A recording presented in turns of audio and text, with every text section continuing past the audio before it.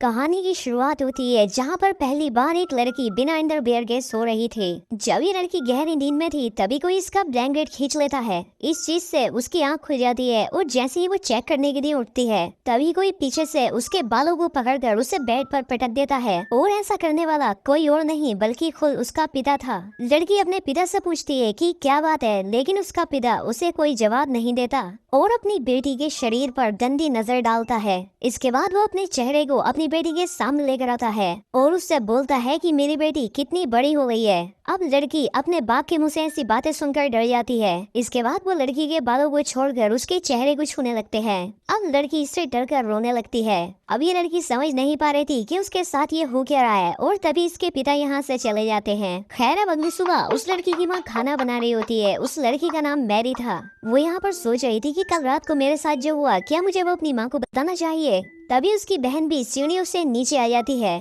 और उसका भाई भी टेबल पर आकर बैठ जाता है। तभी उसके पिता भी यहाँ पर आकर बैठ जाते हैं और ऐसा बिहेव कर रहे थे जैसे कल रात कुछ उन्होंने किया ही ना हो। मैरी सोचती है कि कल रात तो ये मुझे बड़ी बुरी तरह से देख रहे थे और आज ये इतने नॉर्मल कैसे हैं। इसलिए मैरी अपनी टेबल से उठती है और वहाँ से चली जाती है। तभी उसकी माँ यहाँ पर आकर खाना जोर से टेबल पर पटकती है। यहाँ किसी को भी समझ नहीं आ रहा था कि यहाँ हो क्या रहा है। यहाँ पर मोम बड़ी ही अजीब तरह से खाना खाती है जैसे उसने पिछले कई दिनों से खाना खाया ही ना हो। मोम को ऐसी हरकत करते देख उसके बच्चे डरने लगते हैं। अब उसका बेटा भी खाने को उगल देता है और कहता है खाने में बहुत नमक है और अब मोम उसी खाने को उठाकर पागलों की तरह खाने लगती है। अब यहाँ पर बात ये है कि इस फैमिली के साथ इतनी अजीब अजीब चीजें क्यों हो रही हैं। दरअसल ये लोग जब से नए कॉटेज में शिफ्ट हुए हैं उनके साथ ऐसी ही अजीब चीजें हो रही हैं। उनके पड़ोसी कभी उनके आंगन में अजीब से स्टैचू लगा देते हैं तो सुबह कोई उनके घर के सामने मरा हुआ जानवर लटका देता है और पिता हर रात अपनी बेटी के साथ अजीबोगरीब हरकतें करता है। मोम सुबह सुबह अजीब जानवरों की तरह खाना खाती है। वो अपना खाया हुआ खाना अपने बेटे को भी खाने के लिए देती है, लेकिन बेटा नहीं खाना चाहता। वो अपने डैड की तरफ देखता है। डैड कहते हैं कि अगर तुम नहीं खाना चाहते तो मत खाओ। ये बात सुनकर मोम डैड को गुस्से भरी निगाहों से देखती है।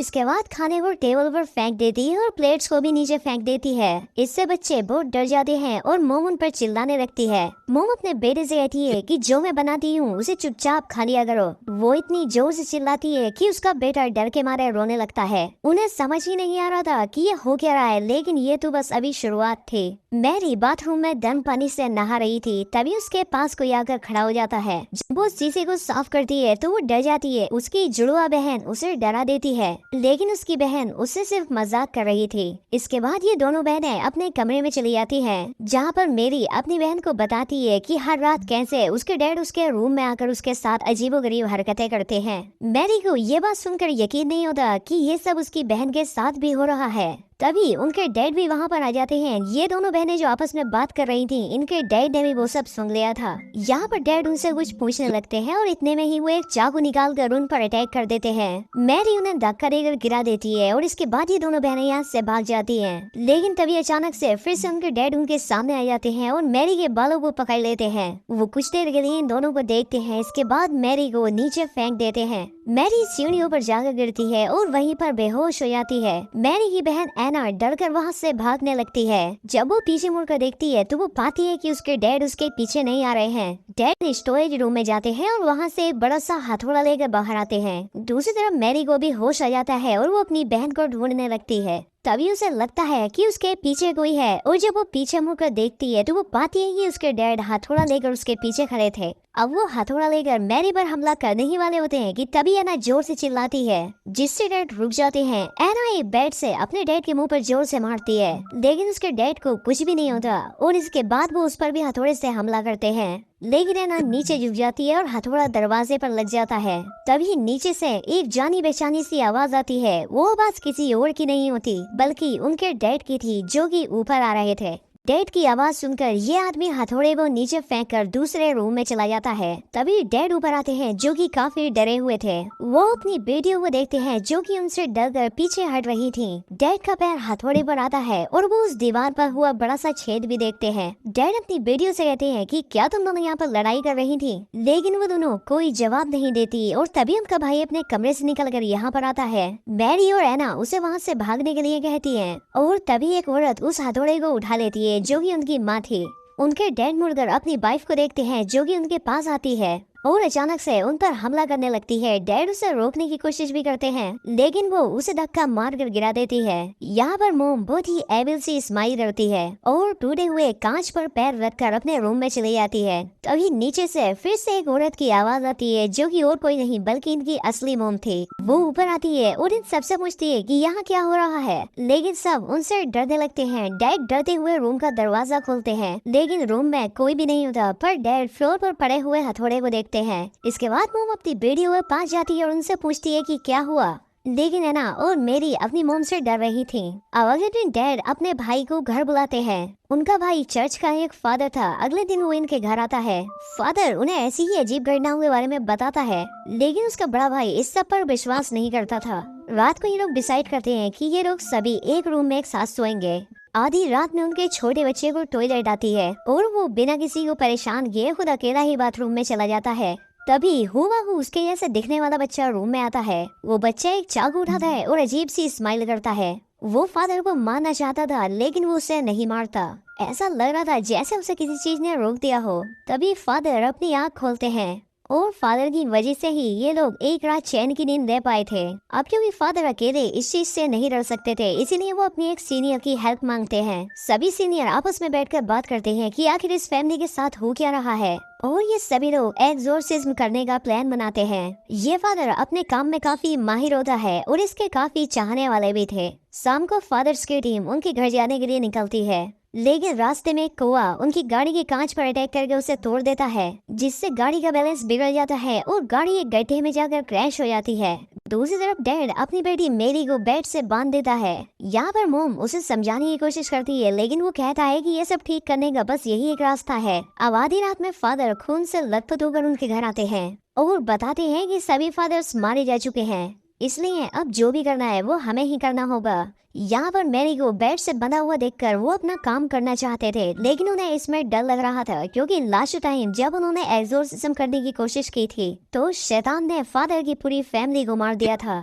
उन्हें डर लग रहा था कि कहीं फिर से ऐसा ना हो जाए, और अगर ऐसा हुआ तो वो अपने भाई की फैमिली को भी नहीं बचा पाएंगे, और इस बात का पछतावा उसे पूरी जिंदगी रहेगा। लेकिन उसका भाई अपने घुटनों पर बैठकर उससे भीख मांगता है कि तुम कुछ करो, हमें शैतान से लड़ना ही होगा, वरना वो हम सभी को मार देगा।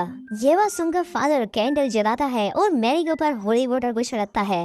मैरी होली वाटर की वजह से चिल्लाने लगती है। उसे समझ नहीं आ रहा था कि ये हो क्या रहा है। इसके बाद फादर मैरी के सीने पर एक क्रॉस रख देता है और उसे एक लकड़ी से मारने लगता है। मैरी दर्द से चिल्लाने लगती है और उससे पूछती है कि वो उसके साथ ऐसा क्यों कर रहा है। फादर डैड से कहता है कि क्या तुम अब भी इस सब को जारी रखना चाहते हो, जिस पर डैड मैरी के पैर को पकड़ लेता है, जिससे वो हिल ना पाए। अब मैरी जोर जोर से रोने और चिल्लाने लगती है और फादर जोर जोर से उस छड़ी से मैरी को मारता चला जाता है। ये देखकर उसके पिता रोने लगते हैं।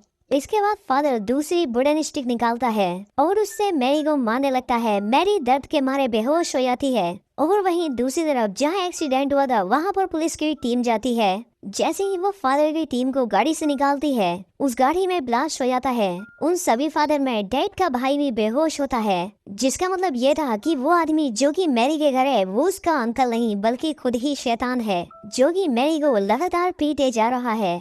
अब मैरी की मोम से और बर्दाश्त नहीं होता। वो कहती है ये कोई एक्सोर्सिज्म नहीं है, ऐसा करने से तो मेरी बेटी मर जाएगी। वो फादर को पकड़ लेती है ताकि वो मैरी को मार ना सके। वो अपने हस्बैंड को देखती है और उससे कहती है कि हम अब और नहीं कर सकते, इससे सही तो ये होगा कि हम सब लोग एक साथ ही मर जाएं।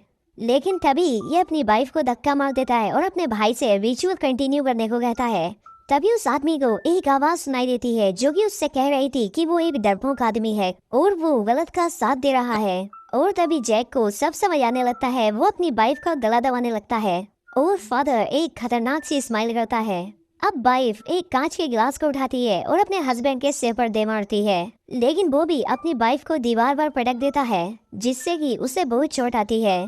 तभी वो अपने भाई की तरफ देखता है जो कि काफी डरावने सी स्माइल करते हुए उसे देख रहा था, और इसीलिए ये भी उस शैतान पर हमला कर देता है, लेकिन वो उसे मारकर नीचे गिरा देता है। और जैसे ही वो शैतान उस आदमी को मारने वाला होता है कि तभी रियल फादर यहाँ पर पहुँच जाते हैं। वो यहाँ पर कुछ मंत्र पढ़ने लगते हैं, जिससे वो बुरी आत्मा यहाँ से गायब हो जाती है। मैरी बुरी तरह से जख्मी हो गई थी। वो स्टोरेज रूम की तरफ जाने लगती है और अपने डैड की तरफ देखते हुए पूछती है कि तुमने मुझे इतनी देर तक मार खाने क्यों दी।